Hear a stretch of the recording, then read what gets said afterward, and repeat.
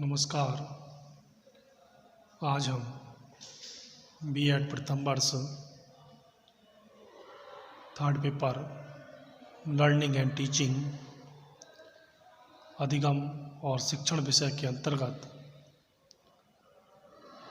Gardener का बहुबुद्धि सिद्धांत theory of multiple intelligence का अध्ययन करेंगे। इस सिद्धांत का विकास गार्डनर द्वारा किया गया। इस सिद्धांत में गार्डनर ने यह स्पष्ट किया कि बुद्धि का स्वरूप एकांकी या सिंगुलर ना होकर बहुकारकीय होता है। उनके इस सिद्धांत का आधार उनके द्वारा न्यूरो मनोविज्ञान, न्यूरो साइकोलॉजी और मनोमितिक विधियों साइकोमेट्रिक मेथड्स के क्षेत्र में किए गए शोध हैं। इस सिद्धांत में स्पष्टतः उन कसौटियों पर भी बल डाला गया है जिनके आधार पर कहा जा सकता है कि विशेष क्षमता एक अलग बुद्धि सेपरेट इंटेलिजेंस से है या नहीं। जैसे मस्तिष्क की क्षति होने के बाद व्यक्ति की एक विशेष क्षमता कैपेसिटी यदि प्रभावित हो जाती है, परंतु उसका प्रभाव अन्य क्षमताओं पर नहीं पड़ता है, तो उस प्रभावित क्षमता को एक अलग बुद्धि सेपरेट इंटेलिजेंस माना जा सकता है। उसी तरह से कुछ व्यक्तियों में एक खास तरह की क्षमता असाधारण मात्रा में होती है, जो अपने आप इस सिद्धांत की कसौटी के अनुसार एक अलग बुद्धि की श्रेणी की योग्यता रखती है। इन सब तरह की कसौटियों का उपयोग करते हुए गार्डनर ने विभिन्न मूलतः 7 तरह की बुद्धि का वर्णन किया। 1998 में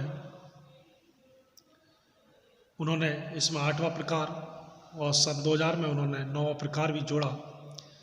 इस तरह से गार्डनर के अनुसार अभी बुद्धि के 9 प्रकार हैं, जिसमें सबसे पहले आता है भाषाई बुद्धि,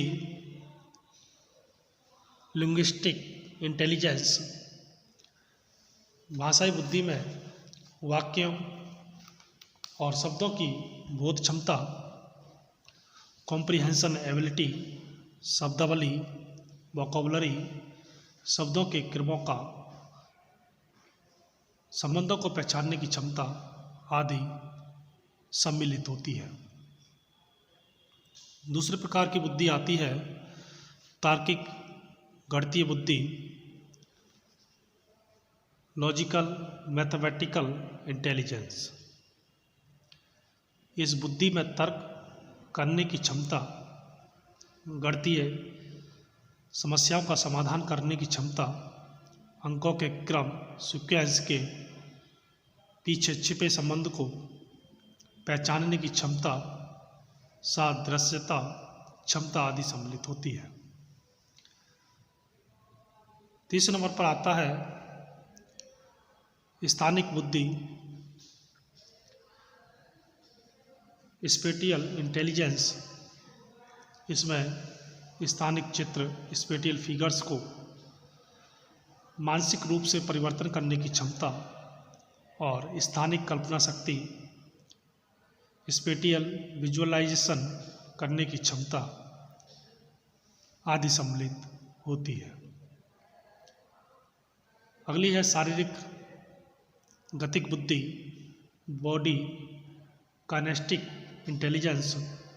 इस तरह की बुद्धि में अपनी शारीरिक गति पर नियंत्रण रखने की क्षमता और वस्तुओं को सावधानीपूर्वक एवं प्रवीण ढंग से स्किलफुली से घुमाने और उपयोग करने की क्षमता सम्मिलित होती है।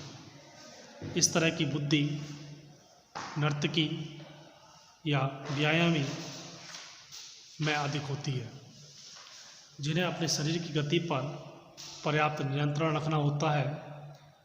साथ ही साथ इस तरह की बुद्धि की आवश्यकता क्रिकेट खिलाड़ी, टेनिस खिलाड़ी, न्यूरोसर्जन और शिल्पकारियों या आर्टिजन्स आदि में अधिक होती है, क्योंकि इन्हें अपनी शारीरिक गति को नियंत्रण करने में वस्तुओं का उपयोग प्रवृत्तिपूर्वक करना पड़ता है। अगली प्रकार की बुद्धि है सांगीतिक बुद्धि, म्यूजिकल इंटेलिजेंस। इस बुद्धि में तारतम्य और लय को सही सही ढंग से प्रत्यक्षण करने की क्षमता सम्मिलित होती है। इसमें सांगीतिक सामर्थ्य, म्यूजिकल कॉम्पिटेंस एवं निपुणता विकसित करने की क्षमता भी सम्मिलित होती है। इस तरह की बुद्धि संगीतकार और गीतकार में अधिक होती है। अगली है व्यक्तिगत आत्मबुद्धि, पर्सनल सेल्फ इंटेलिजेंस। इस तरह की बुद्धि में अपने भावों एवं संवेगों को मॉनिटर करने की क्षमता, उनमें विभेद करने की क्षमता और मानव व्यवहार को निर्देशित करने में उन सूचनाओं का उपयोग करने की क्षमता आदि सम्मिलित होती है। इसे अंतराव्यक्तिक बुद्धि, इंट्रापर्सनल इंटेलिजेंस भी कहा जा सकता है। 7वें नंबर पर आता है व्यक्तिगत या अन्य बुद्धि, पर्सनल अदर्स इंटेलिजेंस। इस तरह की बुद्धि में दूसरे व्यक्तियों की प्रेरणाओं, इच्छाओं और आवश्यकताओं को समझने की क्षमता और उनकी मनोदशाओं एवं चित्त प्रकृति मॉनिटर करके किसी नई परिस्थिति में किस तरह से व्यवहार करेगा के बारे में पूर्वकथन करने की क्षमता आदि होती है। इसे अंतर्व्यक्तिक बुद्धि भी कहा गया है। प्रकृतिवादी बुद्धि, नेचुरलिस्टिक इंटेलिजेंस। गार्डनर ने बुद्धि के इस प्रकार को 1998 के संशोधन के बाद जोड़ा है। इससे तात्पर्य व्यक्ति में प्रकृति में जो पैटर्न या सम्मिति मौजूद होते हैं उसे सही सही पहचान करने की क्षमता से होती है। इस ढंग की बुद्धि किसानों, जैव विज्ञानी और वनस्पति वैज्ञानिक आदि में अधिक होती है। अगला है अस्तित्ववादी बुद्धि। गार्डनर ने बुद्धि के इस प्रकार को 2000 के संशोधन में जोड़ा है। इससे तात्पर्य मानव संसार के बारे में छिपे रहस्यों को जिंदगी, मौत और मानव अनुभूति की वास्तविकता के बारे में उपयुक्त प्रश्न पूछकर जाने की क्षमता से है। इस ढंग की बुद्धि दार्शनिक चिंतकों, फिलोसोफर, थिंकर्स में अधिक देखने को मिलती है। गार्डनर के अनुसार उपयुक्त तरह की बुद्धि में प्रथम 3 कुछ ऐसे हैं जिनका मापन बुद्धि परीक्षणों द्वारा आसानी से हो सकता है, और अंतिम 6 का स्वरूप कुछ ऐसा है जिनमें बुद्धि के परंपरागत अर्थ को विस्तृत किया गया है।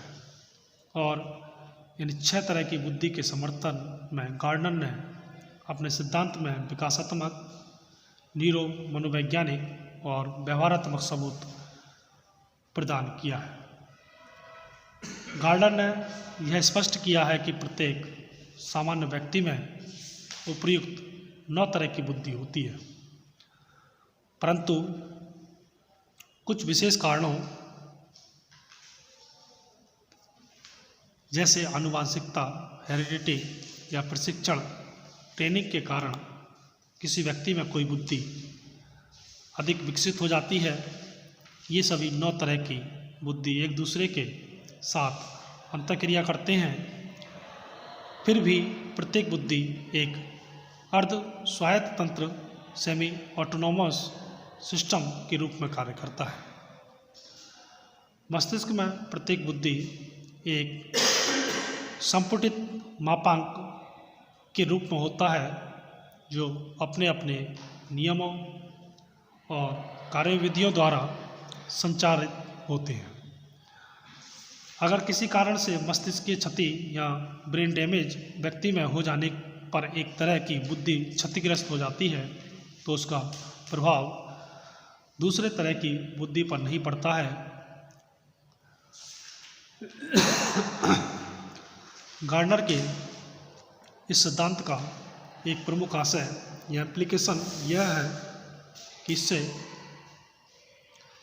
इस विशेष तथ्य की व्याख्या करने में मदद मिलती है कि वर्षों बाद लोग जिनका कॉलेज में शैक्षिक रिकॉर्ड या एकेडमिक रिकॉर्ड काफ़ी प्रखर एवं श्रेष्ठ था, बाद की ज़िंदगी में उन्हें असफलता हाथ लगी, और क्यों वैसे लोग जिनका कॉलेज का शैक्षिक स्तर या रिकॉर्ड काफ़ी मंद और घटिया रहा, बाद की ज़िंदगी में उन्हें काफ़ी सफलता मिल गई। इसका स्पष्ट कारण यह है कि पहले तरह के व्यक्ति में व्यक्तिगत बुद्धि की कमी थी, परंतु दूसरे तरह के व्यक्ति में व्यक्तिगत बुद्धि की अधिकता थी।